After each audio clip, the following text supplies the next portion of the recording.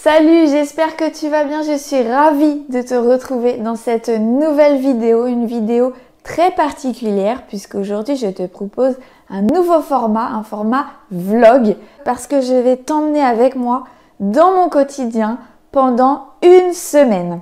Alors pourquoi je fais ça? Eh bien parce que j'ai décidé de me lancer un gros défi qui est de me confronter à ma plus grosse addiction aujourd'hui qui est celle au téléphone portable.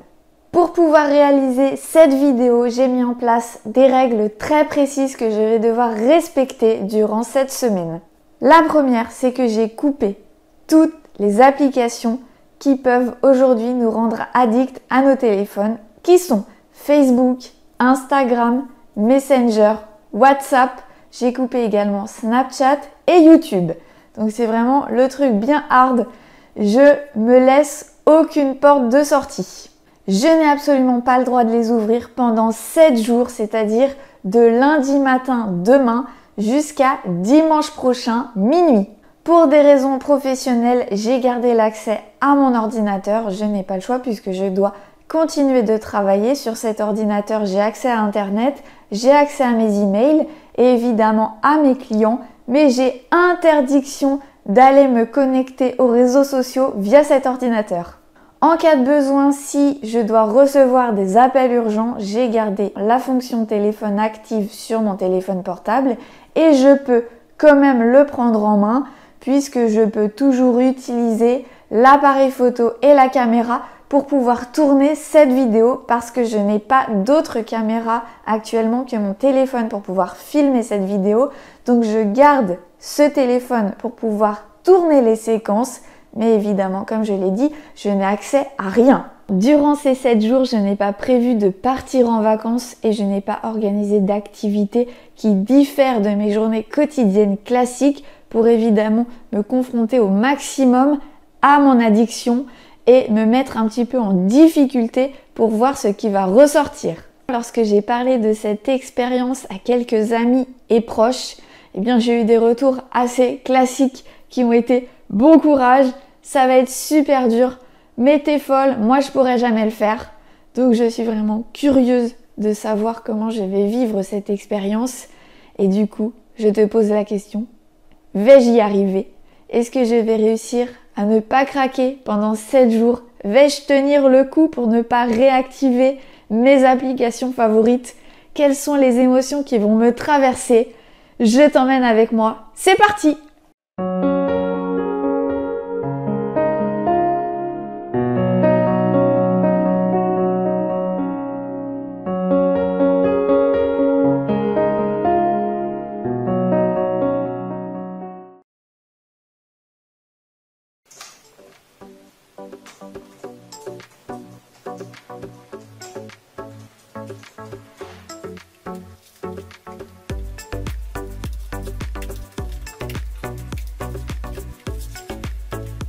J1, on est lundi, il est 13h10, c'est la mi-journée et donc du coup l'expérience a commencé hier soir à minuit. J'ai coupé toutes les applications qui rendent addict au téléphone portable et donc là pour l'instant pas trop de difficultés. J'ai emmené mon fils à l'école ce matin, j'ai eu du boulot. Et c'est vrai qu'en temps normal, j'ai mes petits rituels avec mon téléphone, comme par exemple checker les réseaux avant de bosser. Et là, du coup, j'ai pas pu le faire et c'est vrai que déjà, je me suis rendu compte que j'avais gagné du temps. Sur ma matinée, j'ai rapidement terminé mon projet. Pareil, des petites choses qui d'habitude me prennent un temps fou parce que justement, je suis sur mon téléphone. Là, ont vite été expédiés. Je pense que ça t'arrive aussi de prendre ton téléphone pour aller aux toilettes et que du coup tu passes 20 minutes aux toilettes au lieu d'en passer 5. C'est ce qui m'est arrivé aussi ce matin. Donc tout ça, en fait, je me rends compte que c'est assez agréable de gagner du temps. Et je me dis là au moins, c'est fait et je reviens pas dessus et j'y passe pas 50 ans. Et du coup, j'ai été plutôt efficace sur ma matinée et pour l'instant, je dois dire que je ressens pas de manque particulier. Je pense au téléphone de temps en temps parce que je me dis mince, je peux pas aller voir ce qui se passe peut-être que je rate quelque chose ou peut-être que quelqu'un essaie de me parler. Mais du coup, l'idée passe rapidement dans ma tête et je passe à autre chose. Mais voilà, on n'est qu'à la mi-journée, on n'est que lundi. Donc on va voir dans les prochaines heures et les prochains jours comment ça va se passer. Aujourd'hui, il fait super beau, donc je pense que je vais aller prendre l'air, prendre le soleil, me ressourcer et profiter de cet instant de déconnexion.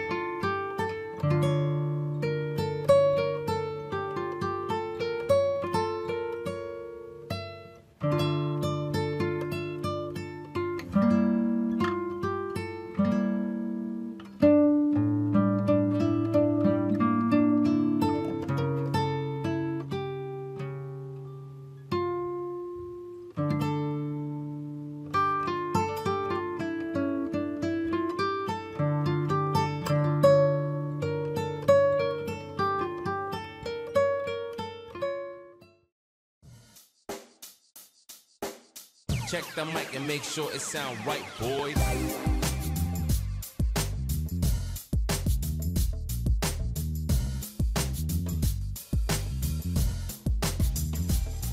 Il fait doux aujourd'hui, c'est agréable. Il y a vraiment quelque chose que je te conseillerais de faire régulièrement. C'est de venir en forêt et de marcher seul.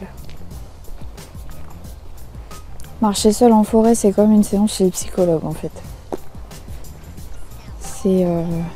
Moi je prends ce moment-là pour évacuer tout ce que j'ai à évacuer. Tout ce que j'ai sur le cœur, tout ce qui me pollue à l'intérieur, c'est le moment en fait quand je marche en forêt de tout laisser là.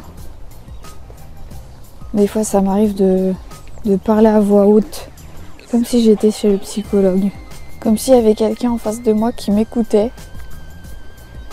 Et là, je dis tout ce qui me traverse, tout ce qui me met en colère, tout ce qui me frustre, tout ce qui me rend triste. Et si les émotions, elles viennent, faut les laisser passer. Faut pas les bloquer, justement. Quand on est seul en forêt, il n'y a personne qui nous regarde. On est tranquille. Et si on y va régulièrement, ça fait vraiment du bien. Ça apaise l'esprit, ça apaise le corps. Et c'est vraiment un instant de ressourcement, de sérénité, de calme. Et c'est bénéfique. C'est bénéfique pour le bien-être, la stabilité. Et on est en pleine nature, pas de pollution, pas de bruit. Là justement, avant de venir, j'étais en train de me dire que je m'étais fixé quand même un sacré objectif de me passer dans mon téléphone pendant 7 jours. Parce que la journée là déjà elle me paraît mais hyper longue. Mon esprit cherche tout ce que je pourrais faire pour occuper cet espace là que j'ai. Que d'habitude je comble avec cette addiction, avec des communications, avec des stories. D'ailleurs aujourd'hui c'est la journée où on oublie le masque pour le Covid, c'est la fin. Et en fait si j'avais eu Instagram là, j'aurais sûrement posté une story pour dire ah les gars ça y est c'est fini et tout. Et en fait je peux pas le faire. Et d'un côté c'est pas grave du tout, on s'en fout.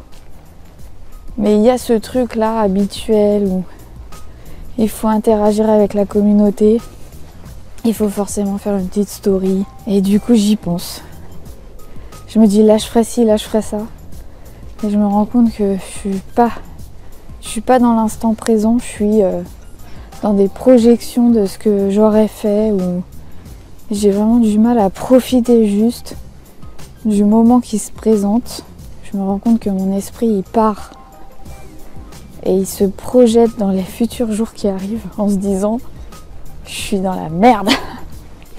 Je suis dans la merde. Comment je vais faire pour tenir jusqu'à dimanche?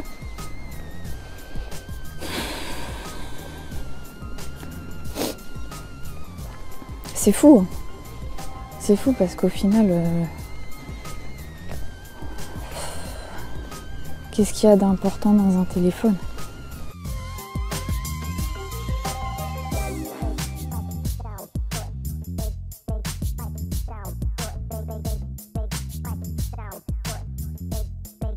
Mais vraiment, ce que j'ai envie de ressentir en arrêtant un peu mon téléphone pendant ces 7 jours, c'est de ressentir cette espèce de vide intérieur qu'il y a derrière.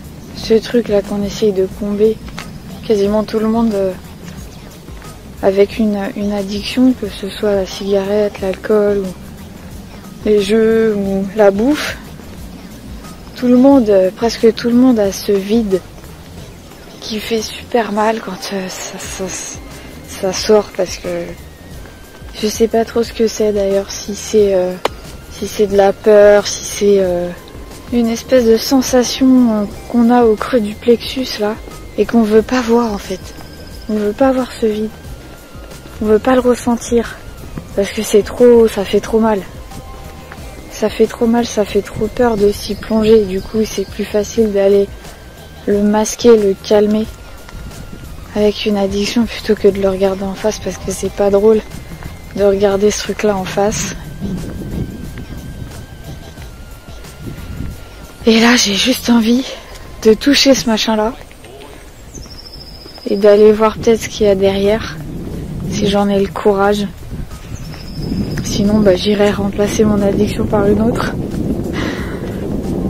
J'essaierai de remplir le vide par autre chose, temporairement. C'est un peu le principe de la méditation vipassana en fait. On s'assoit, on fait rien et on observe. Faut être courageux pour pouvoir faire ça. Bon, il est quasiment 22h. On est toujours lundi. Petit bilan de cette première journée. Ça a été globalement. J'ai plutôt bien géré le fait de ne pas avoir mon téléphone aujourd'hui. J'ai plutôt bien occupé ma journée. J'ai eu un petit coup de mou après la balade en forêt où je me suis dit mais c'est interminable cette journée. Comment je vais faire? C'est horrible. Parce qu'en fait avant de commencer, avant de couper mon téléphone dimanche, j'ai regardé ma consommation d'applications à la journée sur on va dire les 5 derniers jours, la semaine dernière quoi. Et en fait, je passe environ 5 à 6 heures par jour sur mon téléphone en moyenne. Des fois ça peut être plus, des fois ça peut être moins. Mais du coup, aujourd'hui, j'ai récupéré tout ce temps-là. C'est-à-dire que je me suis retrouvée avec 5 à 6 heures de temps en plus par rapport à d'habitude. Et là, je me suis dit, mais waouh, qu'est-ce que je vais foutre? Surtout qu'aujourd'hui, j'ai terminé de bosser à midi. J'ai pas eu d'autres projets derrière. Et du coup, il a fallu que je trouve des choses pour occuper ma journée. Sachant que d'habitude, j'ai l'impression d'avoir une vie à 100 à l'heure, d'avoir des tas de trucs à gérer, de jamais avoir le temps de faire ce que je veux. Mais en fin de compte, je me rends compte que je passe beaucoup trop de temps sur mon téléphone et que ça m'empêche d'avoir ce temps-là pour faire autre chose. Et là, du coup, j'ai pu faire du yoga, j'ai pu faire du montage vidéo, j'ai pu me balader. C'était vraiment une journée mais hyper longue. Et j'appréhende demain, j'appréhende mercredi, j'appréhende jeudi. Parce que voilà, j'espère que je vais avoir des choses à faire. En plus, ma situation personnelle est assez particulière puisque ça fait moins de 3 mois que je vis seule après une séparation de 12 ans de relation. Donc en gros, en plus de gérer cette addiction au téléphone portable, là, je me retrouve face à cette nouvelle solitude que j'ai jamais vécue. Du coup, c'est assez compliqué parce qu'il y a un double truc là qui se matérialise devant moi. C'est cette espèce de solitude là que j'essayais de masquer avec le téléphone ou avec autre chose. Et du coup là, je dois y faire face, hein, j'ai pas le choix. Et c'est assez nouveau et du coup c'est quand même assez intéressant de voir ça, de pouvoir regarder ça en face, même si les émotions sont pas toujours très agréables à vivre. Au moins c'est intéressant. Pour moi le soir c'est un peu le moment difficile parce que j'ai vraiment l'habitude de prendre mon téléphone, d'aller me coucher et de regarder des vidéos YouTube, de checker les réseaux sociaux, de parler à mes amis, sur WhatsApp notamment. Et du coup, là je me retrouve sans téléphone et je me dis que c'est compliqué. Donc je trouve des choses à faire qui remplacent ça, comme regarder des conneries à la télé, des émissions débiles. Voilà, pour cette première journée, je te donne rendez-vous demain. Tchuss! J2, j'ai l'impression d'être dans le film Le Paris. Un jour, deux jours, deux jours.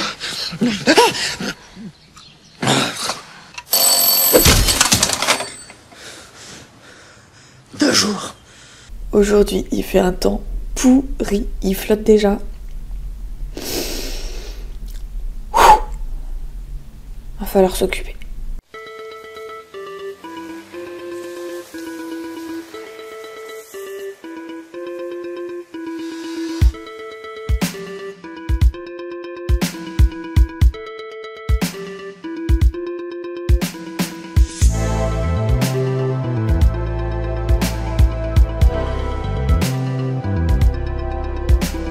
Non mais regarde ce qu'il y a chez moi.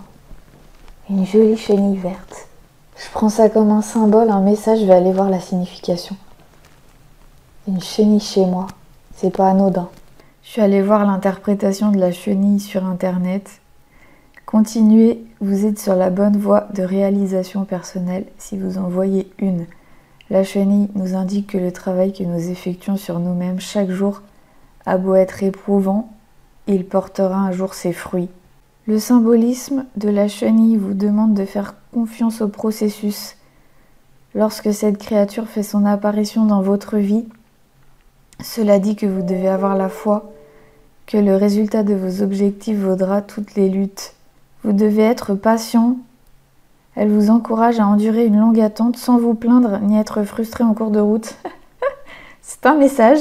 Cet insecte est un symbole de transformation. Sa présence dans votre vie signifie que vous pouvez évoluer de qui vous êtes en ce moment à qui vous voulez être avec un travail acharné et de la détermination. C'est sûr que la chenille, c'est un stade intermédiaire avant qu'elle se transforme en papillon. Donc c'est vraiment un symbole, là je le prends comme un message de la vie. Il n'y a pas besoin là de télé. La vie est magique. La vie est plein de messages, de synchronicité, de petits détails comme ça, où voilà, on voit un petit insecte chez soi, ça veut peut-être dire quelque chose. En tout cas, pour moi, c'est pas du tout anodin de voir une chenille comme ça par terre chez moi, parce que ça m'est jamais arrivé, et du coup, pour moi, c'est vraiment... là, t'es en phase de transformation, d'évolution, et il faut continuer, et en plus de ça, elle est pas morte, elle est vivante. J'avais peur qu'elle soit morte, mais non, en fait, elle était juste recroquevillée sur elle-même. Donc franchement, petit plaisir du matin. J'aimerais bien voir en quel papillon elle va se transformer, mais je suis obligée de la libérer, sinon elle va mourir. Voilà, la petite chenille. Bon, il est 9h30. Le petit est à l'école. Ce matin, je me suis réveillée avec un état de stress un peu plus important que d'habitude. On se demande pourquoi. Et du coup, si toi aussi ça t'arrive d'avoir des moments comme ça, un peu de stress, tu sais pas trop pourquoi, tu sais pas d'où ça vient, moi j'utilise des fleurs de bac. Là j'ai Aspen. C'est à base de plantes. Par contre, c'est déconseillé pour les personnes qui sont addictes à l'alcool parce qu'il y a de l'alcool dedans. Donc bon, c'est pas terrible. Et du coup, je prends ça, 4 gouttes sur la langue ou 4 gouttes dans un verre d'eau. Et franchement, ça fait effet. Ça apaise. Au niveau du téléphone, pour l'instant, ça va. Je suis en phase où je supporte. J'y pense pas trop ce matin. En même temps, plus on est occupé, moins on y pense, donc ça c'est cool. Bon, effectivement, il y a des moments où ça revient, où je me dis merde, c'est long, mais franchement, c'est supportable. Et je me rends compte que c'est pas les réseaux sociaux, c'est pas checker les réseaux qui me manquent, c'est pas faire des stories qui me manquent, c'est vraiment ce lien parce qu'aujourd'hui, notre téléphone, c'est un lien social. C'est communiquer avec nos proches qui sont loin, c'est communiquer avec nos amis qui sont loin, qu'on ne peut pas voir comme ça en claquant des doigts parce qu'ils n'habitent pas dans le même département ou même dans la même région que nous. Et pour moi aujourd'hui, ce téléphone, c'est vraiment garder ce lien avec mes proches et mes amis et l'entretenir évidemment. Et du coup, c'est ça qui est compliqué cette semaine, c'est que je ne peux pas communiquer aussi facilement avec eux. Et peut-être que tu te dis que finalement, pour calmer cette dépendance au téléphone, il faut voir des gens. Et en fait, je me suis dit, mais c'est tellement... En fait, c'est la facilité déjà, parce que qu'on voit des gens ou qu'on soit sur son téléphone, c'est toujours une façon de fuir la solitude, fuir nos émotions négatives. Et combien aujourd'hui il y a de gens qui, même en présence d'amis, se sentent seuls à l'intérieur, parce que c'est pas parce qu'on est entouré de gens qu'on se sent pas seul à l'intérieur, et il y a des gens qui sont seuls et qui se sentent très complets, très entiers et qui n'ont pas forcément besoin de la présence des autres. Et aujourd'hui, quand on regarde un petit peu les gens à l'extérieur, il y a des tas de situations en fait où on est entouré et où les personnes sont quand même sur leur téléphone. Je pense par exemple quand tu prends les transports en commun, tu regardes pas les autres, t'échanges pas avec les gens, les personnes s'assoient, parlent pas entre elles.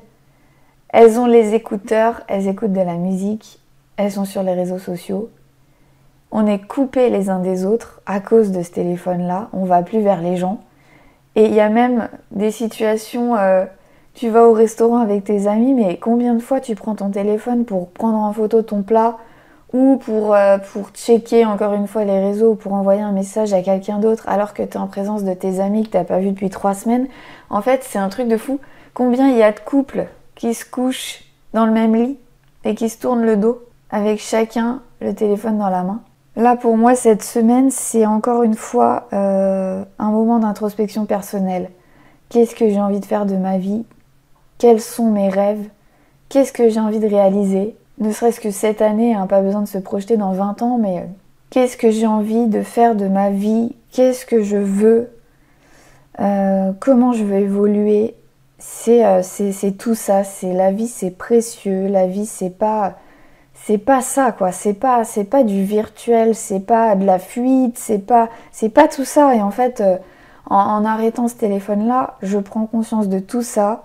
Même si je le savais déjà, là c'est juste une loupe que je mets dessus, mais en fait c'est tellement facile au quotidien de prendre ce foutu téléphone pour le regarder, pour fuir dedans, pour se plonger là dans le virtuel, dans le divertissement, dans ces vidéos à la con là qui défilent sur les fils d'actualité et qui sont hyper polluants. Et en fait quand on s'en détache, ça fait juste du bien en fait. Aujourd'hui je vais prendre mon téléphone fixe et je vais appeler mon parrain. Il a 83 ans, un très bel âge, et je suis contente qu'il soit encore là, en bonne santé, ça fait plaisir.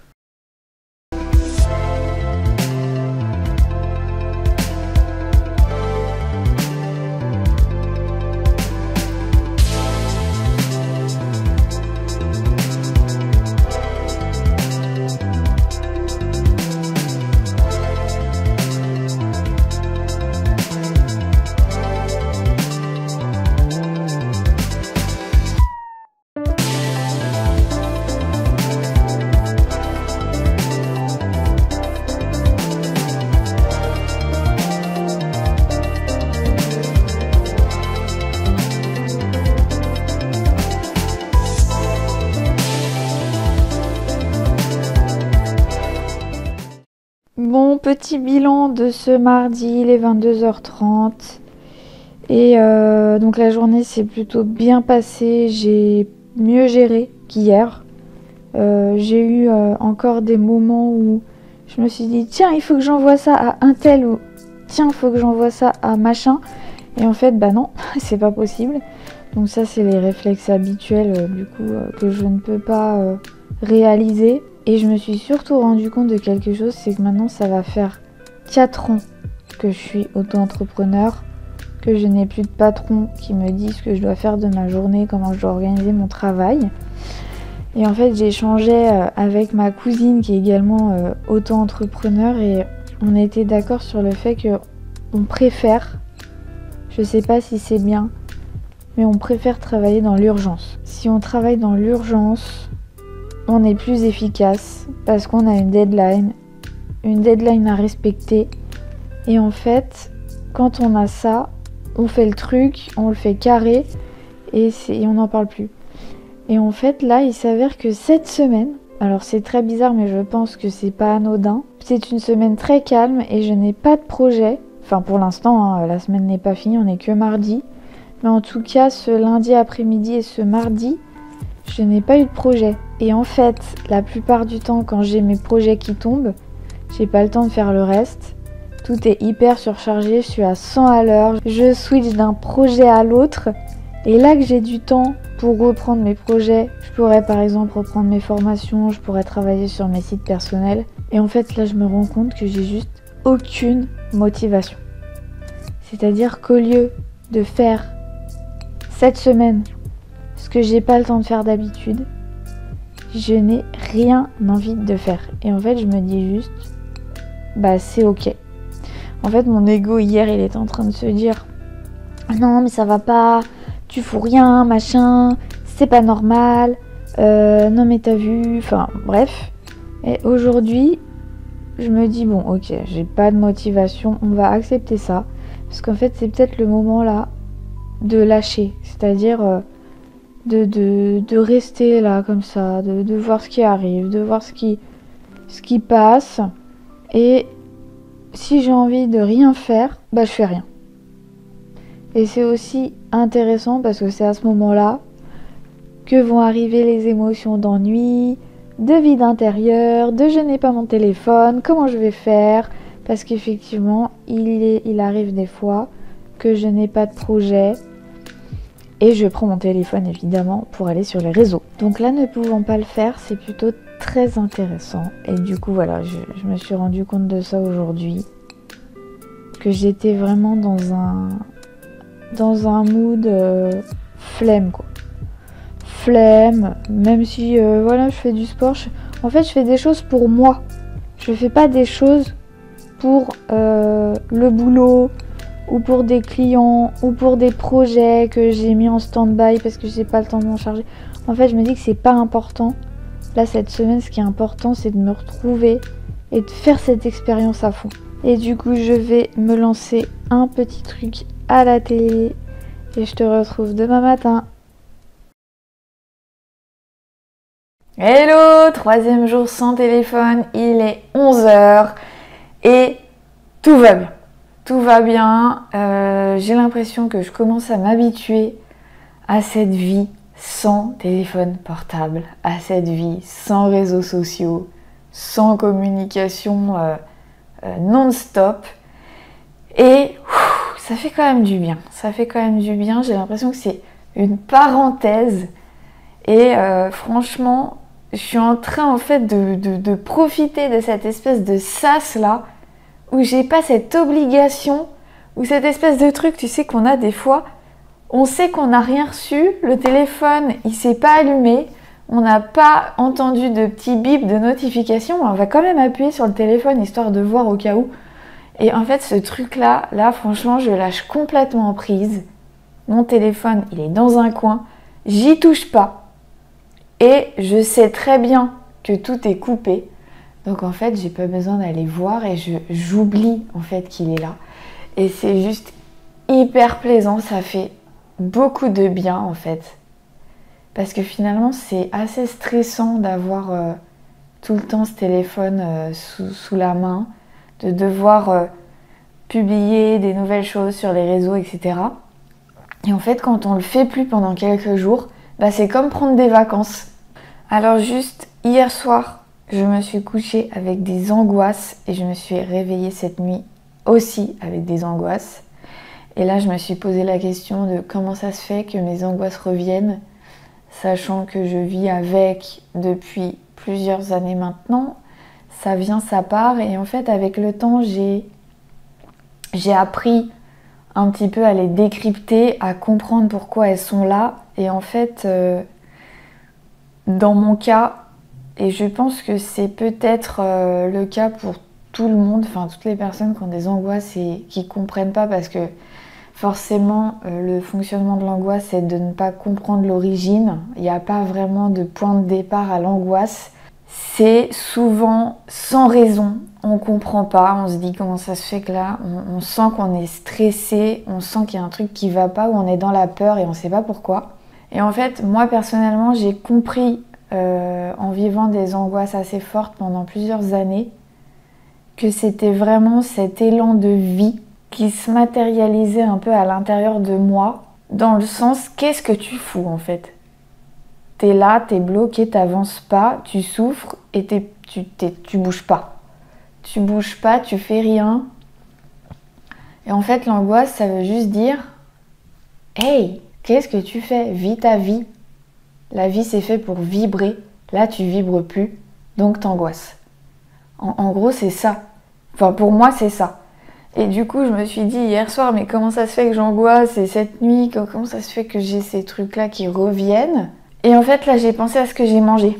Parce que la nourriture, c'est vraiment hyper important pour la stabilité émotionnelle. Ce qu'on avale, ça a un fort impact sur notre corps et sur l'état mental. Et en fait, plus on va manger des choses lourdes, grasses, sucrées, etc., plus on va avoir un mental surchargé et on va avoir du mal à s'apaiser. Et en fait, hier, j'ai mangé un plat que je mange plus depuis des années presque. C'est du poulet. Et en fait, je me suis fait cuire un poulet à la poêle, enfin un blanc de poulet à la poêle. Et en fait, c'est ce matin, en me réveillant, je me suis dit « Ah, mais j'ai mangé du poulet !» En fait, il faut savoir que le poulet, enfin les viandes en général, quand on mange de la viande, on mange pas que la chair de l'animal, on mange aussi ses émotions. Et aujourd'hui, on sait comment sont élevés les poulets. Ils sont élevés en général en cage. Ils sont élevés dans des environnements clos. Ils sont hyper stressés. Et en fait, quand on mange un animal qui vit dans ces conditions-là, on va avaler toutes ces émotions. Et en fait, je me suis dit, mais c'est ça. En fait, clairement, c'est ça. Cherche pas. Et bizarrement, ce matin, j'ai plus rien. Donc en fait, voilà, je me suis pas trop pris la tête avec ça, j'ai laissé couler. Mais c'est vrai qu'il faut faire attention à ça, à ce qu'on mange, pour pouvoir garder un mental apaisé. Aujourd'hui, normalement, il va y avoir du soleil. J'ai très envie d'aller faire une petite rando vélo. J'espère que ça va se lever. Pour l'instant, il fait encore gris. Il va faire au moins 20 degrés, donc ça, c'est cool. Et du coup, j'espère que mes cuisses vont suivre parce que j'ai super mal aux cuisses à cause du sport que j'ai fait hier. Donc, on verra bien. Arrêter le téléphone pendant une semaine, c'est aussi se reconnecter à tout ce qui fait vibrer, toutes nos passions, tout ce qui nous anime. Et moi, personnellement, je peins depuis des années. Depuis que je suis ado à peu près. Je trouve que c'est une activité qui détend et c'est vraiment agréable. Et en fait, j'oublie de le faire parce que forcément les réseaux sociaux, c'est toujours plus attrayant, hein, plus intéressant. Et du coup, on oublie de consacrer du temps à nos passions. Et ça, c'est bien dommage. Et du coup, cette semaine, c'est vraiment l'occasion de pouvoir faire ça. Pouvoir utiliser ces 5 à 6 heures de temps que d'habitude je mets dans le téléphone pour faire mes passions. Lo que pasó, a ti te lo cuento, no creas que no dolió. o que me lo inventó. Así es que se dio, yo llena a mi bebé, el algo bien especial, pero me obsesiones con algo que decía amar. Miles de canciones en mi mente y él me lo notaba. Y él tanta veces que melodía y yo como si nada. Es mal amante la fama, no va a quererte de verdad. Es demasiado traicionera, como ya viene se te va. Sabe que será celosa, yo nunca le confiaré. Si quiere duerme con ella, pero nunca la vayas a casar. Es mala amante la fama y no va a quererme de verdad. Es demasiado traicionera, como ya viene se te va. Yo sé que será celosa, yo nunca le confiaré. Si quiere duerme con ella, pero nunca me la voy a casar.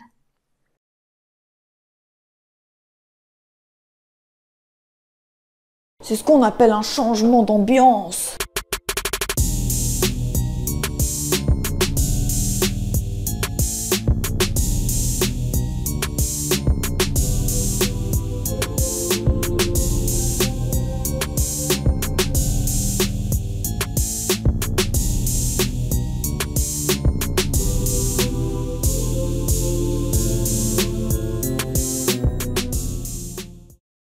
Petit bilan de fin de journée, il est 21h30 et c'est difficile. Je trouve la semaine interminable, j'ai l'impression que j'ai coupé mon téléphone il y a 3 semaines. D'ailleurs, j'ai des amis qui commencent à s'inquiéter parce qu'ils ne me voient plus sur les réseaux sociaux. Et je vois en fait sur mon téléphone que sur les applications habituelles, j'ai des notifications parce que je vois la petite bulle rouge avec le chiffre dedans. J'ai un tas de notifications sur Instagram, j'en ai sur Facebook, j'en ai sur Messenger. Du coup, je me demande juste ce que ça peut être. Et c'est hyper torturant de ne pas pouvoir rallumer tout ça. Donc voilà, j'essaye de me sortir ça de la tête, mais j'ai différentes phases. Un coup, j'y pense pas. Un coup, j'y pense. Et là, j'ai l'impression que ça commence à devenir compliqué. Parce que c'est tout simplement très long. Donc on verra bien demain comment ça se passe. Je te laisse. Hello, J4, il est 15h30 et je peux enfin le dire. J'ai passé la moitié de cette expérience. Wouh! Et clairement, c'est très compliqué. Je suis entrée dans la phase où je n'en peux carrément plus. Je n'ai qu'une envie, c'est de réactiver mon téléphone, mes applications, voir ce qui se passe, parler avec mes amis, poster des stories, enfin faire des conneries, perdre du temps. Même ce matin, mon fils de 4 ans m'a rappelé l'existence de mon téléphone, je ne m'y attendais pas. Il me dit « Maman, je veux envoyer un message ». J'ai dit quoi? Il me dit « Tu sais, on appuie dessus et on envoie quelque chose ». Et là j'ai dit « Tu sais ce qu'a fait maman cette semaine ?» Et là il m'a dit « Pas de téléphone !» Oui, c'est ça. Ce matin aussi, j'ai une amie qui m'a appelée en mode « Ça va, tu survis ?» J'étais là, écoute, c'est compliqué. Elle m'a dit « Je comprends ». Et on a parlé 1 heure au téléphone. Donc voilà, sinon, rien de bien ouf aujourd'hui. Quelques petites activités, pas très intéressantes. Je vais essayer encore une fois de remplir cette journée autrement en étant sur mon téléphone, évidemment. Et je ferai un petit résumé ce soir, mais je vais essayer d'aller un petit peu plus vite sur la fin de cette vidéo parce que sinon elle va être vraiment très très longue. Mais j'ai encore des petites choses à dire sur l'addiction au téléphone portable, des choses importantes, ou sur l'addiction en général. Donc voilà, je vais essayer d'être un peu plus concise.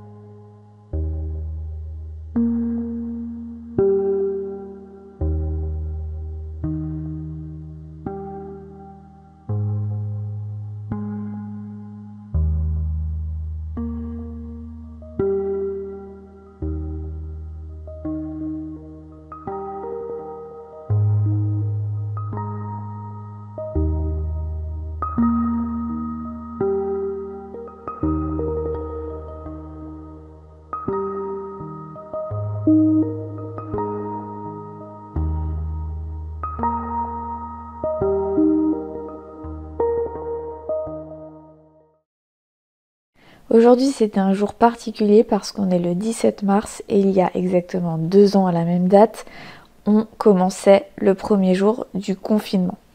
Et c'est vrai que ce confinement et les confinements qui ont suivi ont, je pense, joué beaucoup sur les addictions au téléphone portable chez la plupart des gens, puisque c'est ça qui nous a permis de garder contact avec nos proches, avec nos amis qu'on n'a pas pu voir pendant des mois et des mois. Et c'est vrai que ça ne nous a pas forcément aidé, mais d'un autre côté, ça a pu maintenir le lien, maintenir le contact. Et c'est vrai que c'est un peu le paradoxe aujourd'hui des téléphones portables, c'est qu'on peut être totalement dépendant d'outils qui sont complètement néfastes pour nous, mais on est aussi dépendant d'outils qui sont complètement indispensables dans nos vies d'aujourd'hui, comme par exemple les boîtes mail, les outils pour se connecter à notre banque, le GPS, les applications de prise de rendez-vous médicaux, les petits outils pratiques comme la calculatrice ou la lampe de poche. Aujourd'hui, le téléphone portable est un véritable couteau suisse et c'est vraiment compliqué de pouvoir s'en passer complètement. Et je vais te raconter une petite mésaventure qui m'est arrivée à mes dernières vacances. J'étais chez mes parents à 650 km d'ici et mon téléphone, au bout de quelques jours de vacances, est tombé en panne. L'écran s'est éteint et ne s'est plus jamais rallumé. Sauf qu'à l'intérieur de mon téléphone, j'avais mes billets de train, j'avais mon pass sanitaire et je rentrais à Paris 2 jours après. J'ai dû me racheter un téléphone en urgence, réinstaller les applications et je me suis rendu compte que je n'avais pas mes mots de passe pour me reconnecter aux applications SNCF par exemple et récupérer aussi mon pass sanitaire qui était sur mon autre téléphone. Du coup, j'ai voulu me connecter à ma messagerie, je n'avais pas mon mot de passe de ma messagerie et j'ai voulu donc me connecter à un outil que j'utilise chez moi qui rassemble tous mes mots de passe. Sauf que sur cet outil, il me demandait de valider mon identité parce que je n'étais pas chez moi, donc il ne savait pas où j'étais. Donc du coup, il me demandait de valider mon identité en cliquant sur le lien sur ma boîte mail personnelle, boîte mail dont je n'avais pas le mot de passe. Donc j'étais complètement bloquée, je ne pouvais pas récupérer mes mots de passe. Et en fait, aujourd'hui, il y a de plus en plus de sites internet qui proposent la double authentification, c'est-à-dire que quand on est connecté dans un autre endroit que chez soi, eh bien on nous demande de vérifier notre identité en nous envoyant un code qu'on reçoit par SMS. Sauf que le problème, c'est quand on a un souci de téléphone, qu'on soit en France ou à l'étranger, eh ben on se retrouve complètement bloqué parce qu'on ne peut plus recevoir ce fameux SMS pour s'identifier sur les différents sites internet. Et du coup, c'est un vrai piège et c'est complètement flippant. Sur cette belle réflexion, je te dis à demain. Hello, it's Friday, 5e jour sans téléphone portable. Je tiens le bon bout, j'approche de la fin de cette expérience et aujourd'hui c'est un peu la délivrance parce que ce soir, soirée entre meufs, on va s'éclater et je suis super contente. J'ai l'impression que c'est ma récompense de fin de semaine. Je vais pouvoir souffler mes soirées sans téléphone. À part peut-être pour faire quelques petites photos ou vidéos, mais pas de réseaux sociaux, pas de story. Donc on va voir comment ça va se passer, mais je pense que je vais me sentir très bien. Je vais être disponible pour mes amis, donc ça c'est cool.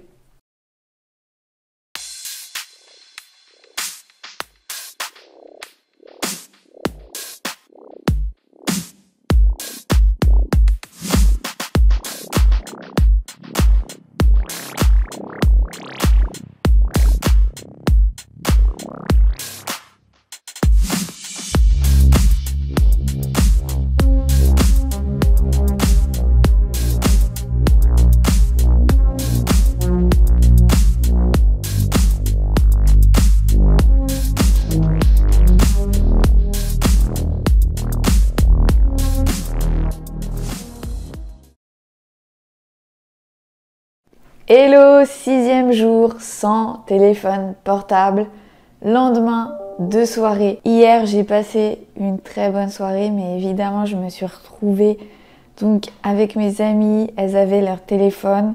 C'était pas forcément évident à gérer parce que je voyais qu'elles recevaient des notifications, que de temps en temps, elles prenaient leur téléphone pour répondre et je ne pouvais pas le faire. Et en fait, autour de moi, tout le monde avait son téléphone dans la main et moi je n'avais pas le mien, mais ça m'a permis de profiter pleinement de cette soirée, d'être pleinement avec les gens et pas court-circuité par ce téléphone portable. Aujourd'hui, rien de particulier, j'ai fait un petit tour à l'institut, ça fait du bien, encore un petit temps pour moi, pour me détendre, pour me recentrer. Aujourd'hui, je voulais te parler d'une vidéo que j'ai vue il y a quelques jours, une vidéo de Natacha Calestrémé où elle parle de l'addiction en général et quelles sont les solutions pour s'en sortir. Si tu ne connais pas Natacha Calestrémé, je t'indique en haut à droite de cette vidéo un lien dans lequel je parle de ses bouquins et de qui elle est. Et donc dans cette vidéo sur les addictions que j'ai vue, eh bien je suis complètement d'accord avec elle. Elle parle du coup de l'origine des addictions et qu'en réalité l'addiction c'est une grosse perte d'énergie que l'on a vécue suite à une épreuve ou parce que quelqu'un nous a volé notre énergie. Donc c'est une vision très chamanique, mais elle a fait évidemment des études scientifiques pour prouver avec un esprit un peu plus cartésien ce qui se passe au niveau du corps. Et effectivement, on a comme un vide en soi, un vide énergétique. Chez les chamans, c'est notre âme qui se détache en plusieurs morceaux. On va perdre des morceaux qui vont s'éloigner de nous. Et c'est la perte de ces morceaux qui va créer un vide en nous. Et c'est notre addiction qui va venir combler ces vides intérieurs. Donc c'est extrêmement intéressant parce que là, on a une piste. On a, on va dire, un chemin qui nous explique en quelque sorte pourquoi on devient addict à quelque chose. Et surtout, ce qui est génial avec Natacha Calestrémé, c'est qu'elle propose des protocoles énergétiques pour pouvoir stopper les addictions, pouvoir s'en sortir parce qu'on va récupérer notre énergie grâce à ces protocoles. Et si tu es intéressé pour en savoir plus, je vais évidemment t'indiquer sous cette vidéo le lien de cette autre vidéo de Natacha qui pourra certainement t'apporter beaucoup d'aide.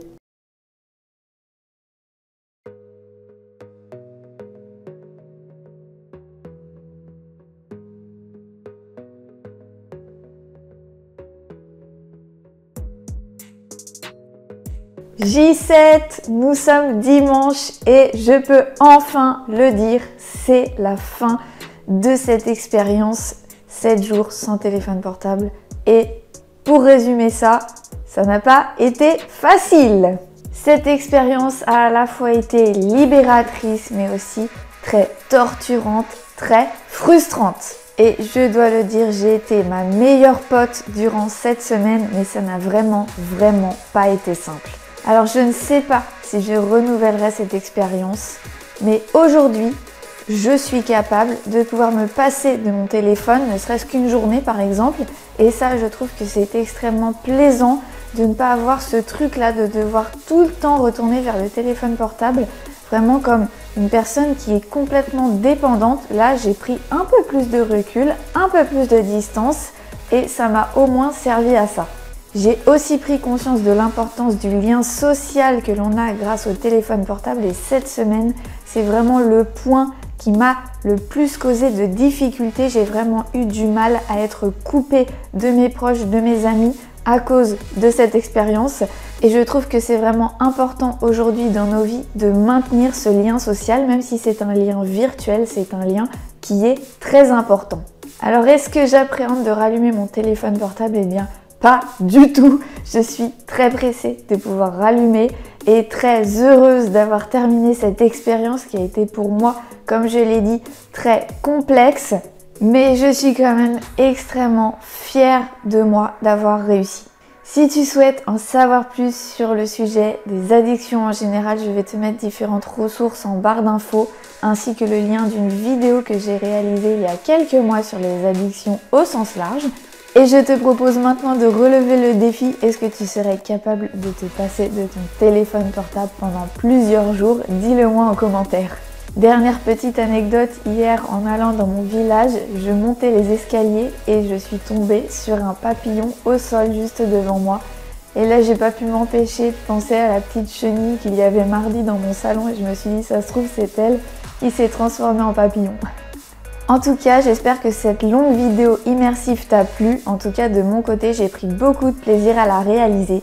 Si tu n'es pas encore abonné à la chaîne, je t'invite à le faire et à cliquer sur la cloche de notification. Et je te dis rendez-vous très bientôt pour une nouvelle vidéo. À bientôt!